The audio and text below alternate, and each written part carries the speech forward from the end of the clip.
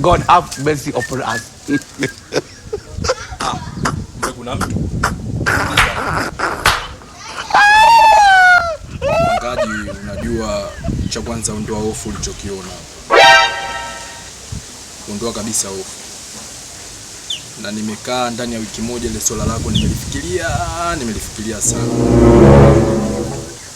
Ila jawabu nilopata, hebu lisikilize kwa makini. Nataka nikupe kisa cha mtu mmoja. Ni mtu mwenyewe nilikuwa namiliki mimi mwenyewe. Simaanishi na kutisha na kudokezea. Huyo mtu naye alikuwa mbishi kama wewe. Ila naisi unafikiria nimeletea ubishi gani wewe?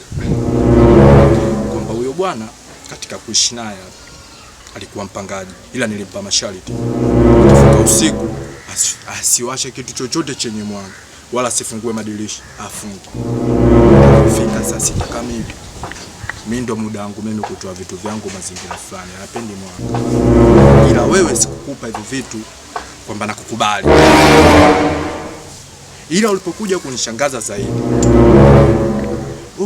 mimi nataka niame. Uwezi ukahama. Mimi mwenye nyumba siwezi kuhama. Mimi sheria yangu ushalipa kodi labda miezi kadhaa. Miezi yako ndio uweze kuondoka. Uweze kuondoka kati ya miezi. Na siwezi kurudishia hela. Na uondoke mpaka umalize ile. Shida. Kwa sababu si nilikwambia toka wiki iliyopita. Yaani kuhusu swala kodi halina shida, hiyo miezi 5 mimi nitaiacha, tunaenda hata usinirudishie. Yaani mimi shida yangu tu niame hapa mwenye nyumba. Ndio hiyo tu shida yangu. Mimi nataka tu niame hapa. Sikilize kwa makini.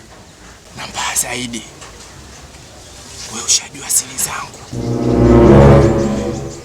Ndio maana na kusisitiza